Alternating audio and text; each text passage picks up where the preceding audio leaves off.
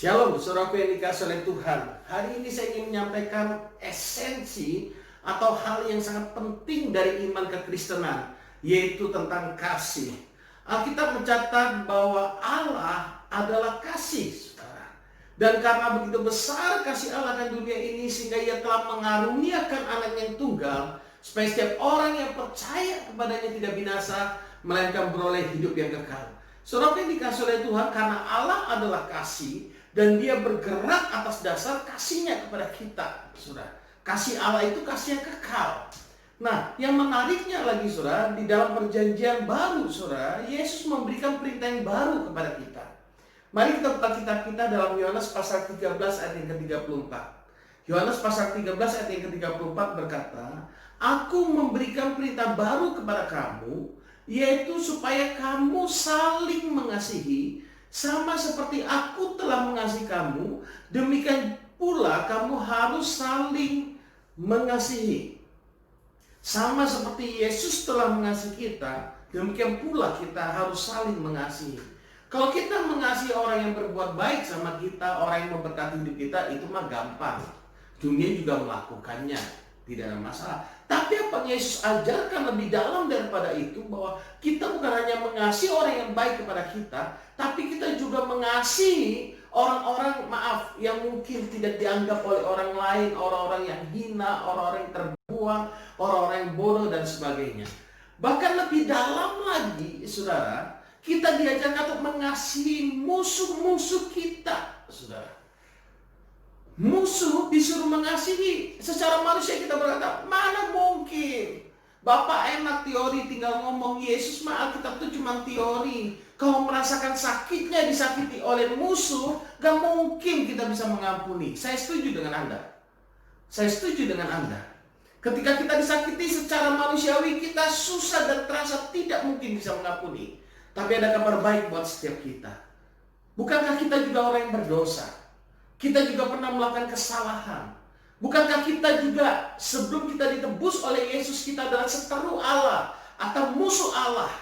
Tapi kabar baiknya, Tuhan yang maha besar, maha pencipta, yang penuh dengan kasih itu mengasihi saudara dan saya, bahkan rela mati di atas kayu salib menanggung seluruh dosa saudara dan saya. Kalau kita mengingat siapa diri kita di mata Tuhan, betapa parahnya hidup kita ini, dosa, betapa banyak dosa yang sudah kita lakukan dan seharusnya kita masuk neraka. Lalu kita menyadari dan percaya penuh dan bersyukur banget buat kasih Tuhan dalam hidup kita. Maka kita akan mudah mengasihi orang lain, sekalipun orang itu menjengkelkan, tidak mendatangkan keuntungan bagi kita, atau bahkan sekalipun orang itu adalah musuh kita. Karenanya surat 1 Yohanes pasal 4 ayat yang ke-19, 1 Yohanes pasal 4 ayat yang ke-19 dikatakan kita mengasihi karena Allah lebih dahulu mengasihi kita. Saudara, waktu kasih Allah hadir dalam hidup kita, kasih yang tanpa syarat, kasih yang menerima apa adanya, bukan karena ada apanya, menerima apa adanya. Orang itu mungkin berkekurangan, orang itu mungkin tidak mendatangkan keuntungan, orang itu mungkin dianggap hina, orang itu pernah melakukan kesalahan. Kita mengasihinya dengan kasih Kristus, bukan dengan kehebatan, kekuatan kita, tapi dengan kasih Kristus akan mengalir dari hidup saudara dan saya. Saudara yang percaya bahwa Yesus adalah Tuhan dan Juru Selamat, dari dalam hati saudara dan saya akan mengalir aliran-aliran air kehidupan bagi banyak orang. Nah, secara sederhana saya ingin membagikan 3 hal saja. Apa sih ciri orang yang hidup dalam kasih Kristus? Apa sih ciri orang yang mengasihi orang lain? Saudara, orang yang hidup dalam kasih Kristus, dia memiliki 3 ciri. Yang pertama, dia suka memberi.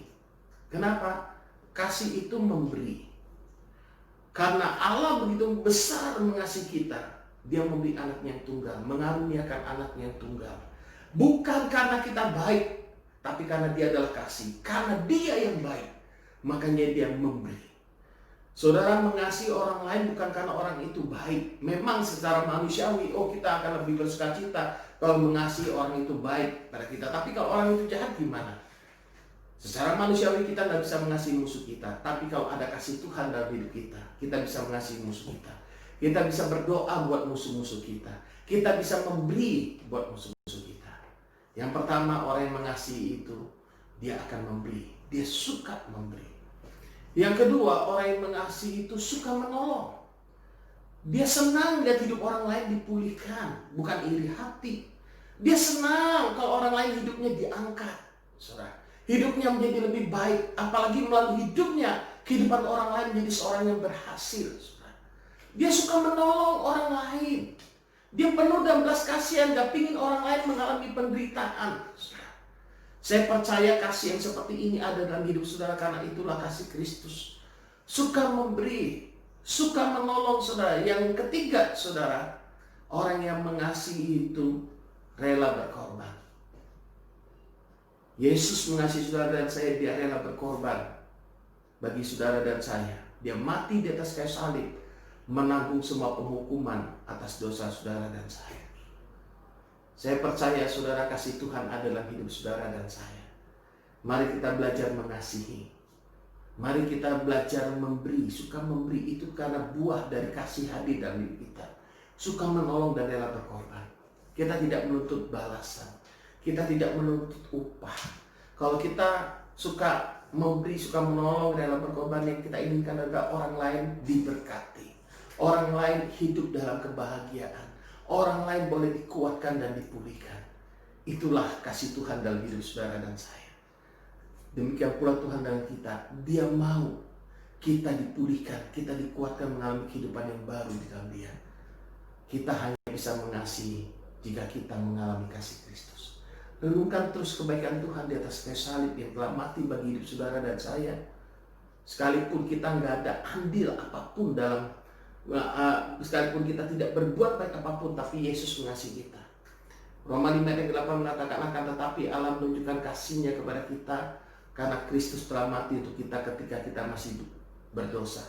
Ketika kita masih durhaka, ketika kita masih lemah, ketika kita masih berdosa, Tuhan telah mengasihi kita dengan tanpa syarat. Demikianlah pula kita memberi, menolong, mengasihi orang lain, rela berkorban bagi orang lain tanpa syarat, karena ada kasih Tuhan Yesus dalam hidup saudara dan saya. Selamat mengasihi, hidup dalam damai sejahtera Tuhan. Tuhan Yesus memberkati.